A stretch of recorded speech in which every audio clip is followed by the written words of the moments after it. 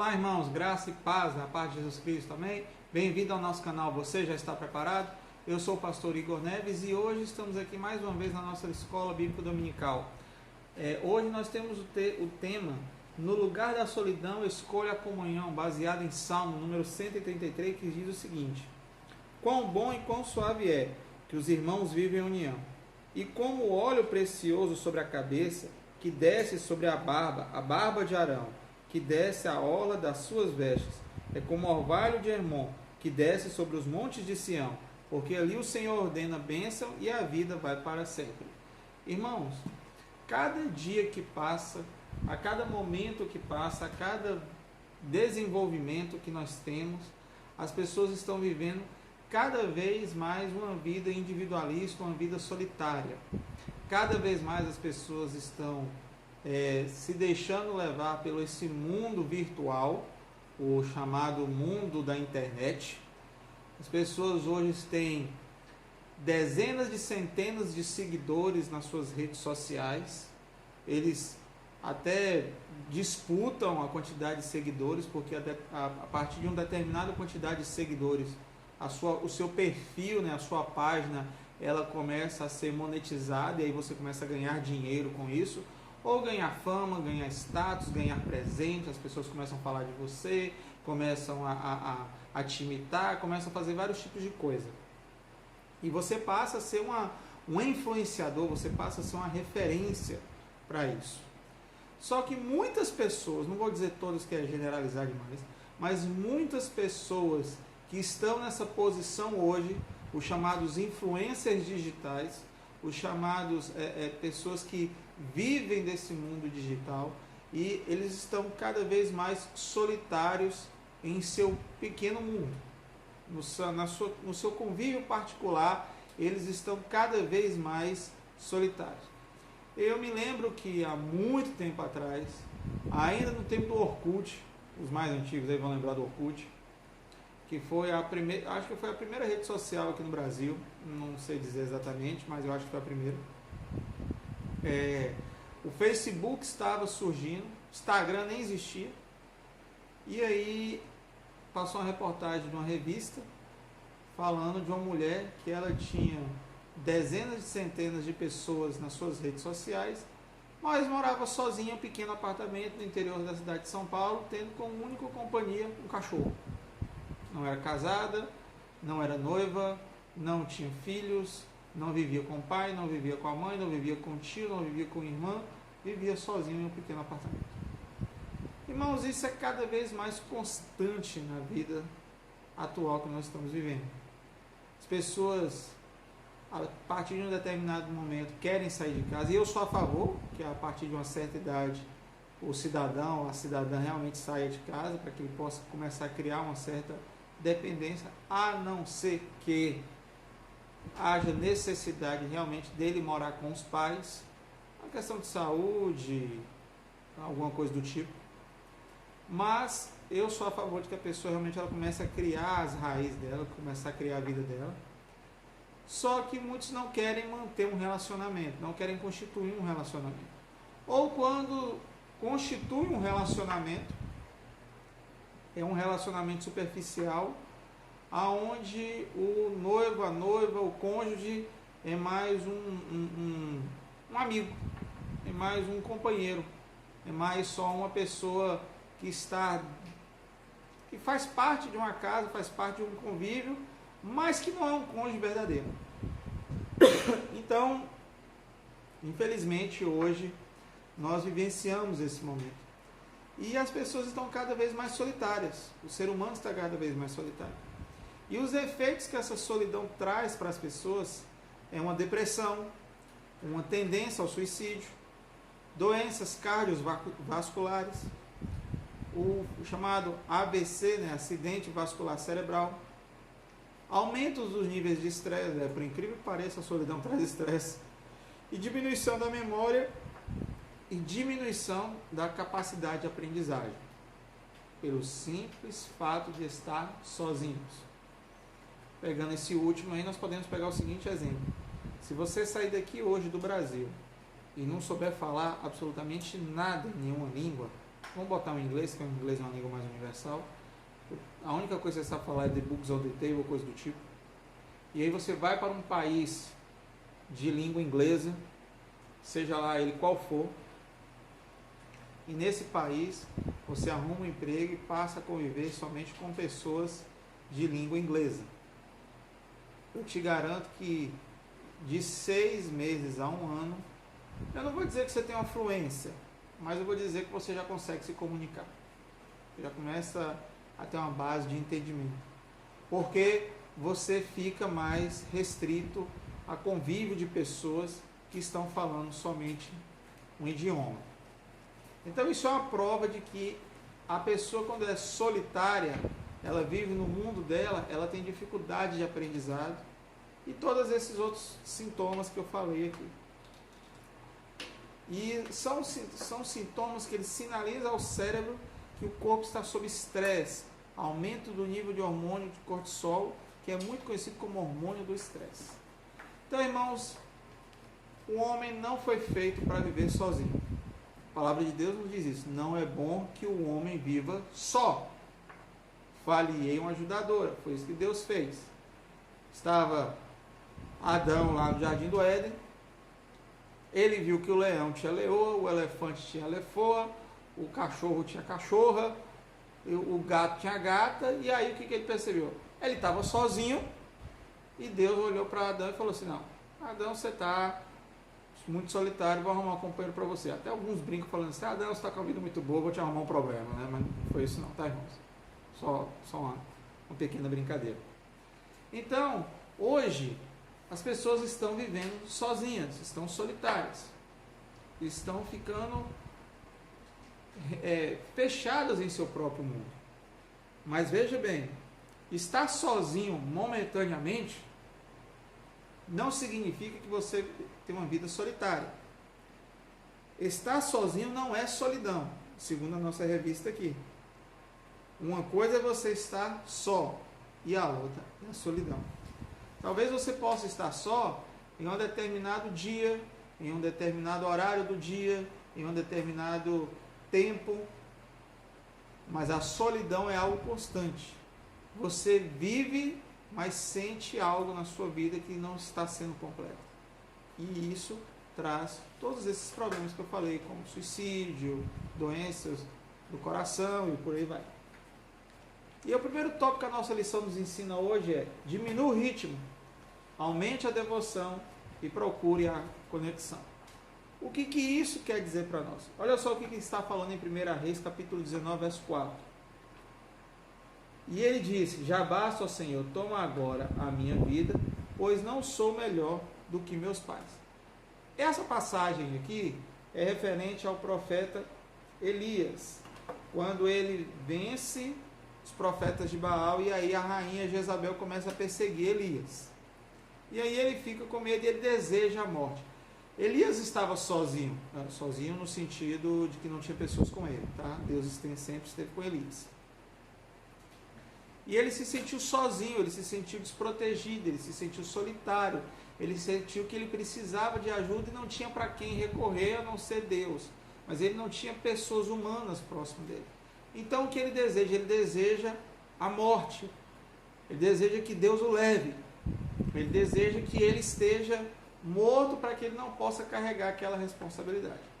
E Deus, no decorrer da vida de Elias, vai tratando com ele, faz ele adormecer, faz ele se alimentar, depois faz ele acordar, e assim vai desenrolando a vida dele, porque Deus vai tomando conta da vida de Elias em todo momento. Em todo momento Deus, ele cuida de Elias para que ele não se sinta, para que ele não venha cometer um suicídio, para que ele não venha cometer algo de errado, e para que ele esteja cumprindo o propósito que Deus tinha para ele. E ele cumpriu o propósito, sim, que Deus tinha para a vida dele. Junto com diminuir o ritmo, nós podemos trazer para nós 3 verbos que facilitam muito a nossa vida, que é diminuir, simplificar e descartar. Irmãos, às vezes nada melhor do que você diminuir o ritmo do que você está fazendo.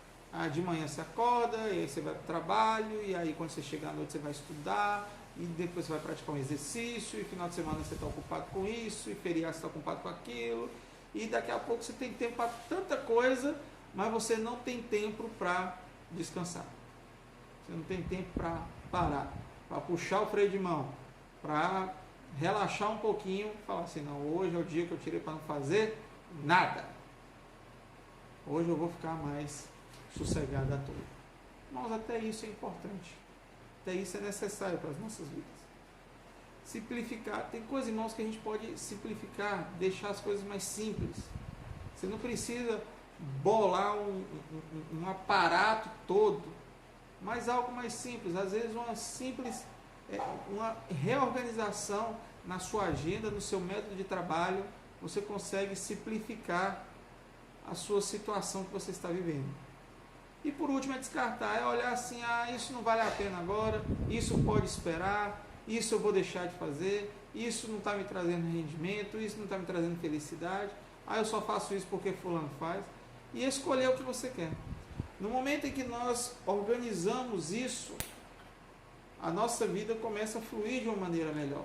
Nós diminuímos o ritmo, porém aumentamos a questão de uma produção. Nem sempre a diminuição do ritmo que nós estamos fazendo significa que nós não vamos produzir algo bom. Por exemplo, uma boa noite de sono, se você tem as chamadas 8 horas de sono, 7 horas de sono, 6 horas de sono, que for suficiente para o seu corpo, eu mesmo durmo pouco, a vida inteira eu dormi pouco.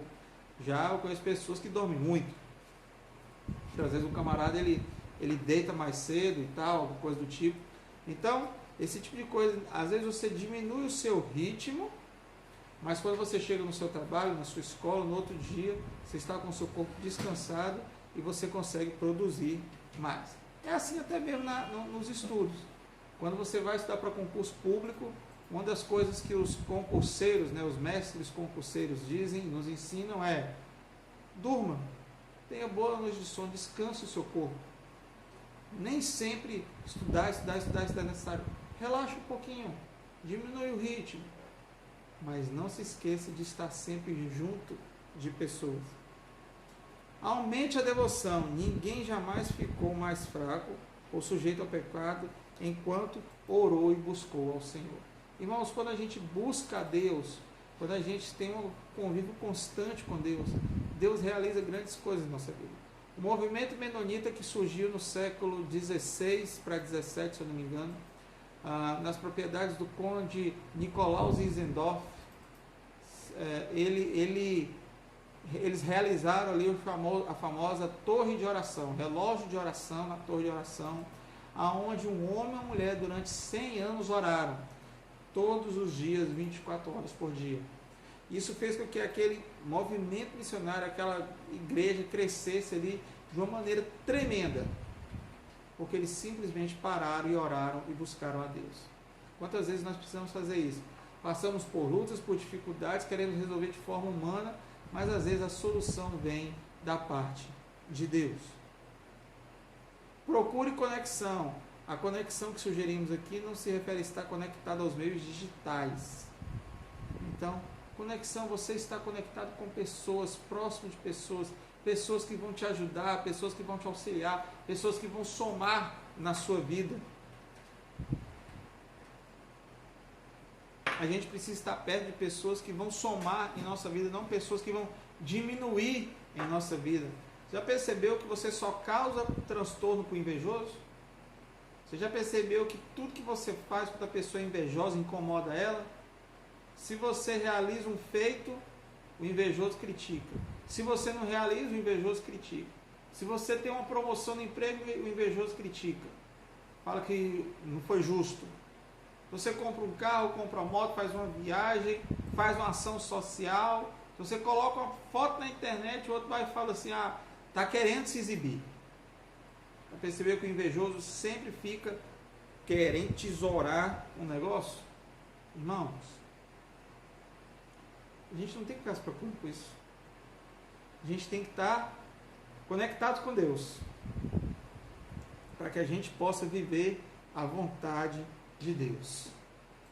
Precisamos estar conectados com o irmão, mas conectados primeiramente a Deus. E no momento em que nós estamos próximos de Deus, do lado de Deus, sabendo exatamente aquilo que Deus quer, nós vamos saber exatamente e vamos realizar exatamente aquilo que Deus quer. Irmãos, Deus tem algo tremendo para fazer em nossas vidas, mas nós precisamos nos colocar à disposição dele para que isso possa acontecer. Segundo, ao invés da solidão, opte pela comunhão. Olha só o que fala o salmista nos verbos de 1 a 3. Como é bom e agradável os irmãos viverem em união. Ali o Senhor ordena a bênção e a vida para sempre. Irmãos, só um momento. Desculpa. A solidão, ela tem que ser vencida pela a comunhão. No momento que nós estamos em comunhão, segundo um psicólogo, existe cerca de 7 tipos de solidão. A solidão por você se sentir diferente, a solidão por você não ter um parceiro romântico ou uma parceira romântica, né?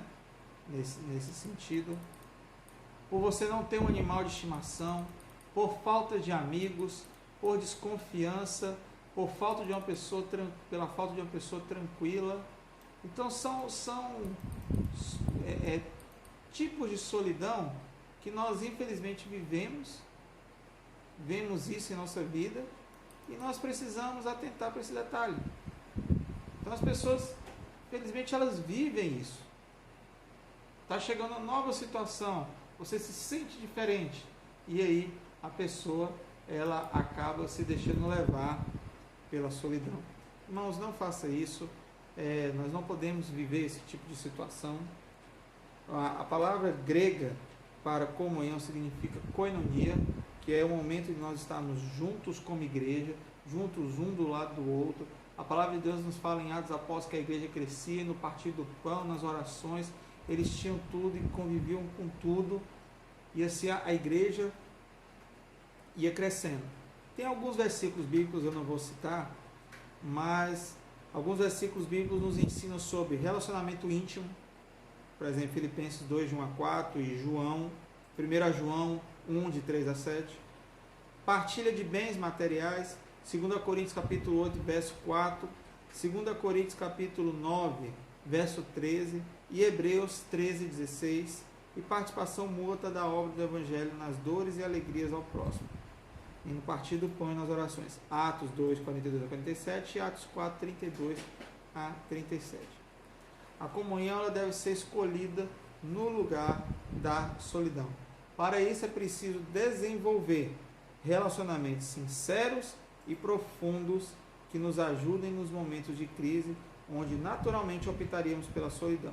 Encontramos nesse relacionamento abrigo, segurança e cura. Irmãos, quando nós temos relacionamentos verdadeiros em nossas vidas, nós passamos a viver uma vida verdadeira com as pessoas. Nós não temos que fazer nada para agradar os outros, querendo nos amoldar ao outro. Precisamos ser quem nós somos, mediante aquilo que a palavra de Deus nos ensina, pregando sempre o Evangelho. E se a pessoa não gosta de nós, provavelmente tem algo na nossa vida que representa Deus, que lembra de Deus, que faz com que Deus seja presente, e aí ele que está vivendo sob o pecado, muitas vezes, e isso pode incomodá-lo, ou simplesmente ele não entendeu o significado do Evangelho, o que infelizmente tem muitas nossas igrejas nos dias atuais. Irmãos, o homem ele não deve optar pela solidão, ele deve optar por viver uma vida de comunhão. Comunhão na igreja, comunhão na família, comunhão no trabalho, comunhão na escola, comunhão nos estudos, comunhão o tempo todo. É você viver sabendo que você pode confiar nos outros. Olha que testemunho lindo, quando você fala que lá na sua igreja ou seu vizinho, ele pode ficar com você no hospital no dia que você passou mal. Ou ele te levou para o hospital e esteve ali do seu lado, e quando você voltou, você ligou para ele, ele foi lá te buscar de maneira, se prontificou a fazer isso. Tem muitas coisas na nossa vida que nós temos e não damos valor. E uma verdadeira amizade, verdadeiros amigos, muitas vezes nós não valorizamos como eles devem ser valorizados. Ficamos pensando às vezes no influencer que às vezes a gente segue, na pessoa que é famosa, que queremos ser como ele, mas esquecemos a pessoa que está do nosso lado, que é um grande exemplo para nós. Então, Deus tem algo na comunhão dos homens para que o homem não esteja vivendo só. No momento em que ele vive só, no momento em que ele está vivendo só, no momento em que ele não está tendo comunhão com outras pessoas, tem algo muito importante, algo necessário que as pessoas possam ter que estudar e avaliar. Irmãos, é sério. A solidão pode trazer terríveis doenças para a sua saúde. É igual a falta de perdão. Percebeu que tem gente que não perdoa, mas tem um coração amargurado. O cara não tem alegria de viver. Ele não tem um coração alegre.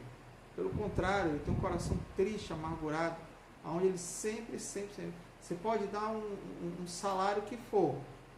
A pessoa sempre vai olhar e vai ver algo errado. E ele não vai querer, ele não vai entender aquilo que Deus tem. Terminando, Provérbios 18 nos diz o seguinte: quem vive isolado busca seu próprio desejo e insurge-se contra a verdadeira sabedoria. Como é que você vai saber que aquilo que você está fazendo é errado se você está sozinho e não tem outra pessoa para te ajudar? Às vezes você faz algo rotineiramente. Rotineiramente você faz algo, mas você faz porque você aprendeu desse jeito e ninguém nunca te disse, falou assim, ó, existe um método melhor para fazer. Não, assim está errado, vai demorar muito. Não, vamos fazer desse jeito, vamos fazer daquele outro. Irmãos, coisas simples, mas que a gente só pode aprender no momento em que nós estamos em comunhão com outras pessoas. Se nós estamos vivendo em nossos mundos, reclusos em nossa vida, precisamos avaliar aquilo que nós estamos fazendo para que possamos mudar, para que as pessoas possam ver em nós um testemunho de uma pessoa que realmente vive a comunhão. Jesus vivia a comunhão. Jesus ele andava com os discípulos. Jesus sempre andava com pessoas. Você não vê Jesus, eu vou começar meu ministério aqui na terra. Não. Jesus escolheu os discípulos. Foi lá e escolheu 12 discípulos. Jesus tinha uma multidão que seguia ele. Jesus tinha as mulheres que ajudavam no sustento do ministério. Então, nem Jesus, que é o Filho de Deus, viveu só e venceu na vida, não seremos nós que vamos conseguir fazer isso. Por quê? Porque somos muito mais inferiores. Mas a misericórdia de Deus sobre as nossas vidas, ela é constante. Eu gostaria de orar nesse momento. Pai, muito obrigado por tudo. Abençoe nossa vida a cada dia. Que em nome de Jesus possamos entender o significado verdadeiro dessa comunhão, para que possamos estar em comunhão com os nossos irmãos no sábado, no domingo, a cada dia que passa, na quarta-feira. Senhor, em nome de Jesus, abençoe essa escola bíblica, abençoe essa pessoa que fez um gesto com a mão, que em nome de Jesus o Senhor possa abençoar a vida dela. Obrigado por tudo que o Senhor tem feito, em nome de Jesus, amém. Que Deus te abençoe, que Deus te guarde, até o próximo vídeo. E aí, você já está preparado? E não se esquece de dar um like, se inscrever no nosso canal, dar um joinha e ativar o sininho de notificação. Que Deus te abençoe, que Deus te guarde.